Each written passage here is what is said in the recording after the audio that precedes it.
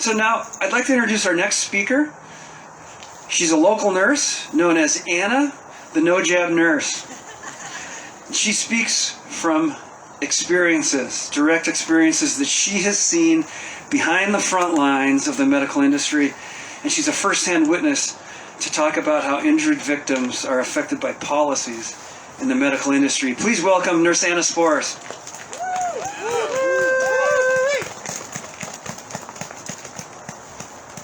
Hello, everyone. Hello. Can you hear me okay? Thank you guys for making the trip out here today. I know it's freezing cold, and I'm a freeze baby myself, so I'm glad you made it out here.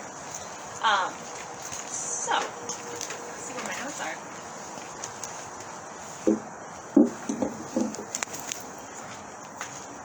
Alright, so again, my name is Nurse Anna. I'm also known as No Jab Nurse on TikTok, and I also have a Facebook page too if you want to follow any events. And just thanking everyone to come out here tonight, and I want to thank Tom for inviting me out here too. I actually met him at a rally at the Minnesota Department of Health over in Roseville, and like I've met many of you out here today too. So I'm just very thankful that he invited me out here, and we can just remember the people that lost their lives and had adverse effects to the shot. There is one thing I have learned over the past few months is that there is strength in community, and us come together like this, it bonds us together, closer together, and together we can stand up for what's right. Many of you might know my background. I have been a director of nursing at a long-term care facility and a charge nurse at the hospital throughout the pandemic, and that was at two separate facilities. And I've talked about my experiences when COVID first came and once the injections were brought to the facilities and administered. So, starting off, you're all here because we all know someone that's been negatively affected by these shots, whether it's been yourself or a close friend. And just to share these experiences and remember those people. And it's insane how Tom was saying, the news doesn't really report on this.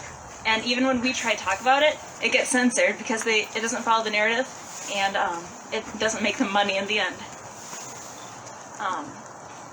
And I was going to even bring up, if you haven't heard Susanna talk, but she got to be here tonight, so I'm really glad you got to hear her story, because she's done some amazing things and even gone to D.C. with Senator Ron Johnson, and I just really thank her for her bravery with that. The next few stories I'm going to talk about is during my time as a director of nursing at the long-term care facility. We were one of the first sites to have the shot available to us, and we had an outsourced pharmacy come in to administer these shots to all the staff and residents. And they came 3 times, all a month apart, for their COVID clinics, as they called it.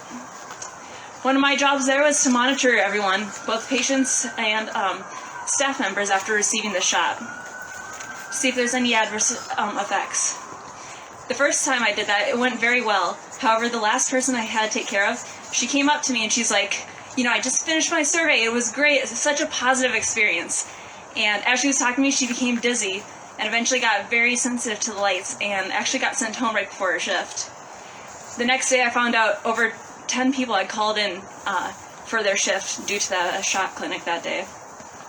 I've had another personal friend who lost his sight and hearing for 5 minutes after receiving a Pfizer injection. Yet he still went to go get his second dose as well. More recently, there's been a pharmacist I know of who applied for a medical exemption, got denied, so he ended up getting the shot. And after getting the shot, he developed clotting in his leg. He then applied for another medical exemption, got denied again, and is now following disciplinary action. During my time, too, after these 3 COVID clinics had come to my facility, I decided to review the deaths that had been taking place, because it seemed like there was an uptick. And so I crossed them over with when we had the vaccination clinics come on site. I realized that there were 7 deaths, all within 2 weeks of receiving the shot. Now, I can't say that they were all caused by the shot, but we also can't say that they weren't.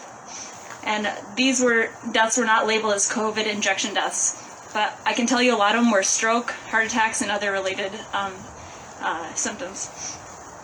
And so, even if the heart issue may have been a direct result of the shot. Also, during the pandemic, even before the shots came out, I know as Wayne was talking earlier, people in the long-term care facilities have been stuck there, unable to see their families except through windows. I was there throughout that entire time. I was at the bedside with your mom, your dad, your grandma, or maybe your grandpa, and you were not allowed to see them. One of the worst days was when I spent all day with a resident as she was in her last moments. She was always one of the happiest people I knew.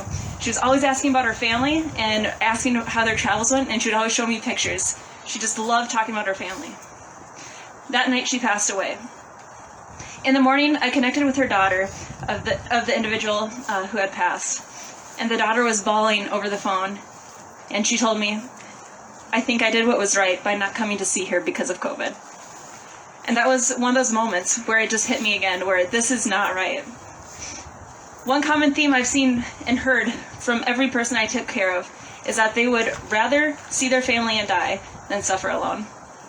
If I was in that position, I would 100% want to see my family and loved ones. And when caring for those with dementia, that becomes heartbreaking. Another terrible thing I had to watch was the state coming in and telling all the residents to wear a mask. Try telling that to a dementia resident. They're not understanding why they have to wear a mask, why they can't see their family, and why their doctor is on an iPad. It needs to stop, and I do believe many people did pass away over this pandemic from loneliness. Thinking back on all this, I've been to too many funerals and memorials this year. I've cried so many tears, even to the point where I stopped being able to cry. And that scared me. That really scared me. This pandemic has changed me, as well as many others. There are more stories I could tell, and that's great information to share. However, that does not change what is happening in our communities, our state, and our country. What we need to do is take action. It isn't just about medical staff anymore. Sure, they used us to set the example for everybody, to follow the experts, as they say. But I know everyone here has some common sense and critical thinking skills. It's about control, and they want everyone else to blindly follow. This is affecting nearly everyone's jobs at this point, and even worse, they're coming for the children. So what can you do? You can take action, whether big or small. We all have busy lives, but we can no longer watch back and watch our country fall apart. Just follow the money. So what you can do is you can connect with like-minded people. There's power in numbers. You can show up like you did tonight. Call your state representatives. Tell them what's going on. And stop complying. Everyone here is a leader, and you showed up today. So let's build on that. These shots and mandates have to end. Our loved ones are dying, so let's make sure this never happens again. We'll forever remember those that have passed. Thank you.